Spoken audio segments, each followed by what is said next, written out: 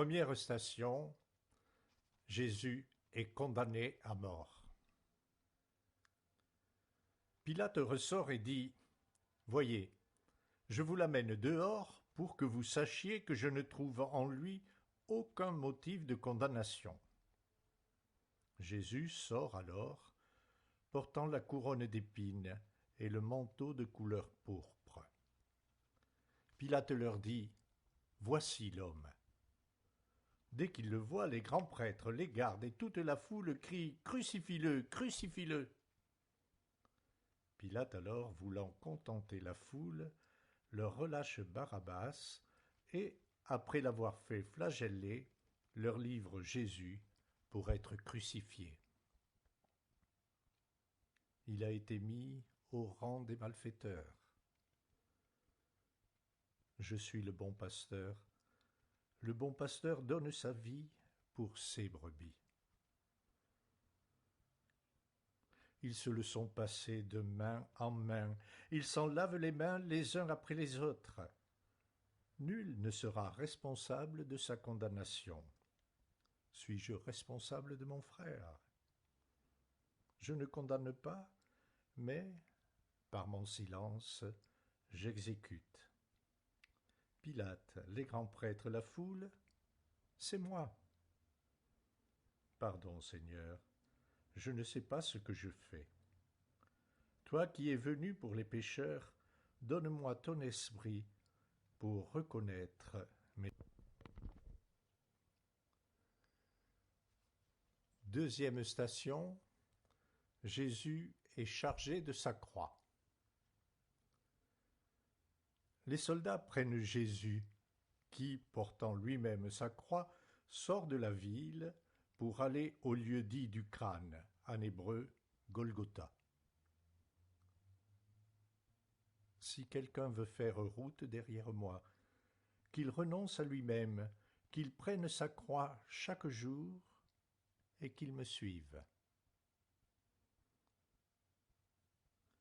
Comme si cela ne suffisait pas de te condamner, il faut encore que tu portes l'instrument de ton supplice. Chargé de la croix qui pèse le poids du monde, le poids du péché du monde, le poids de la souffrance de l'homme. Et tu nous dis que pour te suivre, il nous faut, comme toi, porter notre croix de misère et d'échec, de travail et de souffrance. Que ton esprit nous aide à accepter notre croix et nous donne force et courage pour la porter. Troisième station, Jésus tombe pour la première fois. Ils le conduisent hors de la ville pour le crucifier. On conduit aussi avec lui 2 malfaiteurs pour être exécutés. À moins que le grain de froment ne tombe en terre pour y mourir, il demeure stérile. Tu es tellement l'un de nous que le poids de la croix te fait tomber à terre. Tu es homme, comme nous, connaissant faiblesse et découragement. Tu veux qu'avec toi, l'homme pécheur, l'homme tombé, se relève. Tu t'abaisses jusqu'à moi, afin qu'avec toi je puisse entrer dans le royaume. Ton esprit me fait revenir à toi. Quatrième station, Jésus rencontre sa mère. Cet enfant amènera la chute et le relèvement d'un grand nombre en Israël. Il doit être un signe en but à la contradiction, et toi-même, un glaive te transpercera l'âme, avait dit Siméon au temple. Ô vous qui passez par le chemin, regardez et voyez s'il est une douleur semblable à la mienne. Et sa mère lui dit : « Mon enfant, pourquoi nous avais-tu fait cela ?» Et il leur dit : Pourquoi me cherchez-vous? Ne le saviez-vous pas? C'est chez mon Père que je dois être. » Marie dit alors: « Voici la servante du Seigneur, que tout se passe pour moi selon ta parole. » Elle avait dit: « Le Seigneur fait pour moi des merveilles. » En te rencontrant sur ton chemin de douleur, ces paroles d'action de grâce sont encore en son cœur. Ce fils qu'elle a donné, elle le donne jusqu'au bout, faisant confiance à la promesse du Père. Habitée par l'Esprit, Marie, ta mère, dit oui. Qu'avec ton esprit, à mon tour, je puisse dire oui à la volonté du Père. Cinquième station, Simon de Cyrène aide Jésus à porter sa croix. Comme ils l'amènent, ils mettent la main sur un certain Simon de Cyrène qui revient des champs et le charge de la croix pour la porter derrière Jésus.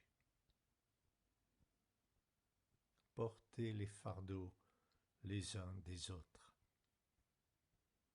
Quiconque aura donné à boire un verre d'eau fraîche à l'un seulement de ces petits, je vous le dis, il ne perdra pas sa récompense. Comment, Seigneur? Tu comptes sur moi ou sur mes frères pour porter ta croix? Et moi qui comptais sur toi pour m'aider à supporter la mienne. Mais en t'aidant ou aidant mes frères, je découvre que c'est toi qui donnes sens à ma vie. Que ton esprit soit mon soutien dans les épreuves et qu'il me pousse vers mon frère qui me tend la main.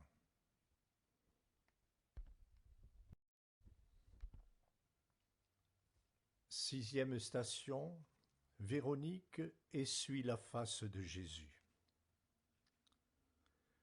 Il n'avait ni beauté, ni éclat pour attirer nos regards, ni apparence pour exciter notre amour.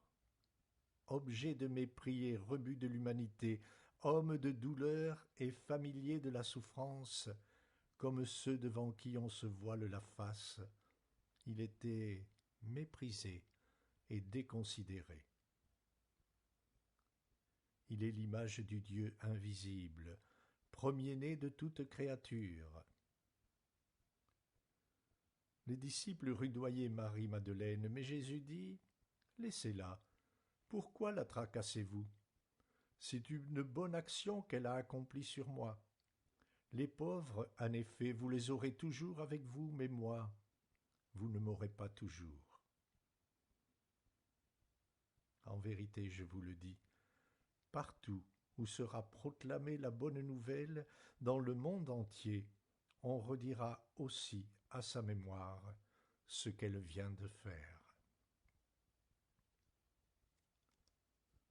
Tu as laissé l'icône de ton visage au voile de celle qui te suivait. Tu as placé en moi ton image pour te révéler à mes frères. Tu veux que je te trouve dans le regard du plus pauvre, que ton esprit ouvre mes yeux afin de toujours te reconnaître, que ton esprit me rende transparent afin de manifester en moi ton image. Septième station, Jésus tombe pour la deuxième fois. Or, ce sont nos maladies qu'il a prises sur lui, c'est de nos souffrances qu'il s'est chargé, c'est pour nos péchés qu'il a été transpercé et écrasé à cause de nos misères. Le châtiment qui nous sauve a pesé sur lui, et c'est grâce à ses meurtrissures que nous sommes guéris.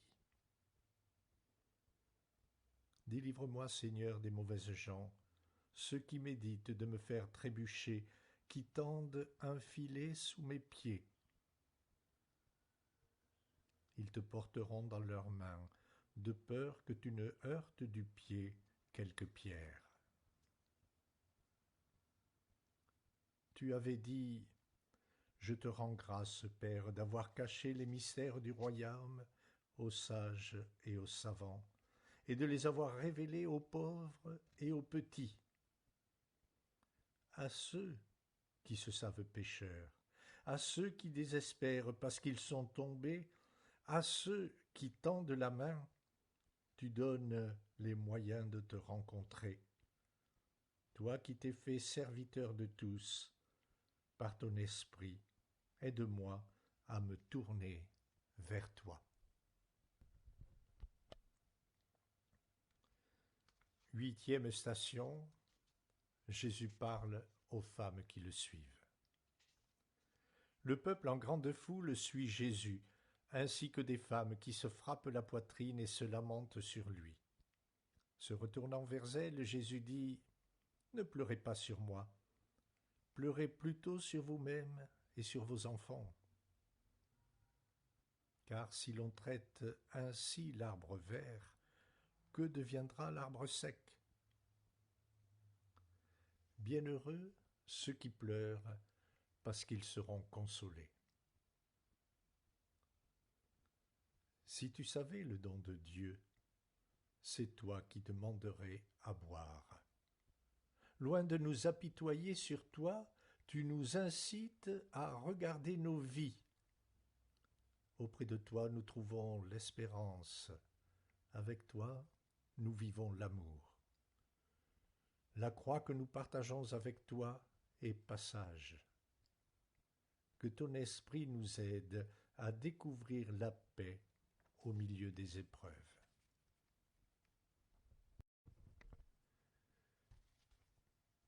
Neuvième station, Jésus tombe pour la 3e fois. Vraiment, il a pris sur lui nos maladies. Vraiment, il s'est chargé de nos souffrances. Il est frappé pour nos péchés. Il est blessé pour nos crimes. Il se rit de ma chute, il s'attroupe contre moi, il m'éprouve, moquerie sur moquerie, grinçant des dents contre moi. Tu es tombé une 3e fois.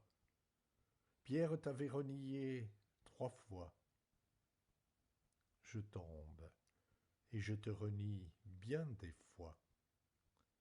Souvent prêt à tout abandonner, accusant la vie, les autres et moi-même. Ton pardon me relève, ton amour éclaire ma route. Que ton esprit augmente ma foi et me fasse découvrir que toujours le Père m'attend.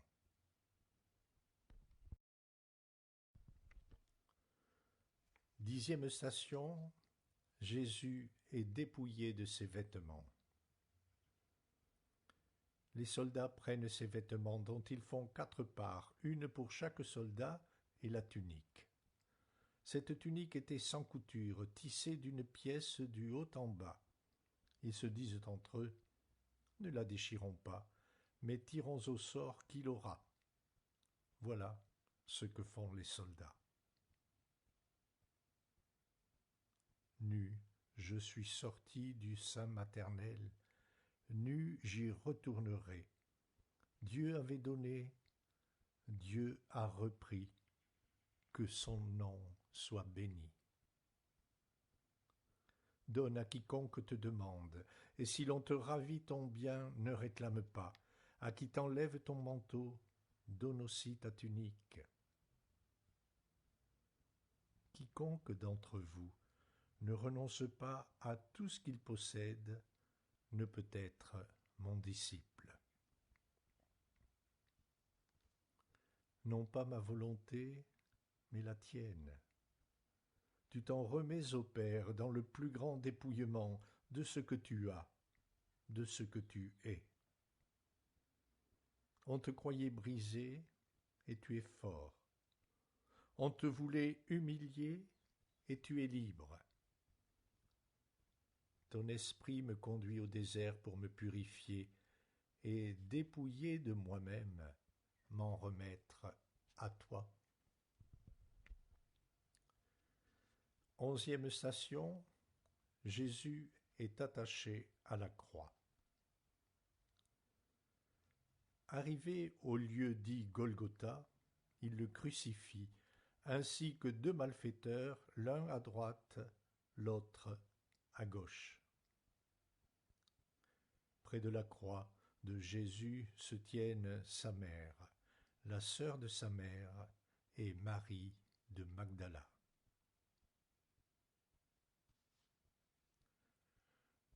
Tu ouvres les bras jusqu'à l'extrême pour accueillir, fixant ainsi les bras du Père, recueillant le Fils prodigue. Écartelé d'amour, cloué par la passion du salut des hommes. Ton esprit me fait découvrir jusqu'où les hommes valent la peine d'être aimés.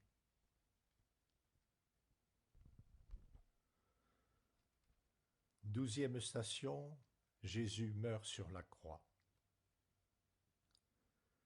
Or Jésus disait, « Père, pardonne-leur, car ils ne savent pas ce qu'ils font. » Jésus dit à sa mère, « Femme, voilà ton fils. » Ensuite il dit aux disciples, « Voilà ta mère. » Jésus dit au larron, « En vérité, je te le dis, aujourd'hui, tu seras avec moi dans le paradis. » Vers la 9e heure, Jésus s'écria d'une voix forte, « Élie, Élie, lama sabachthani » c'est-à-dire, « Mon Dieu, pourquoi m'as-tu abandonné ?» Afin que fût consommée l'Écriture, Jésus dit, « J'ai soif. » Lors donc que Jésus eut pris le vinaigre, il dit, « Tout est accompli. » Jésus dit, en un grand cri, « Père, je me remets mon esprit entre tes mains. » Et, inclinant la tête, il expira. Voyant qu'il vient ainsi de mourir, le centurion qui se tient en face de lui s'écrie, « Vraiment, cet homme était le Fils de Dieu. »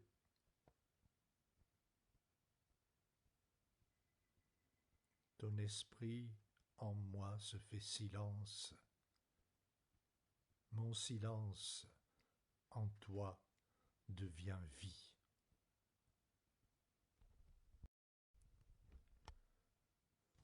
Treizième station, Jésus est descendu de la croix.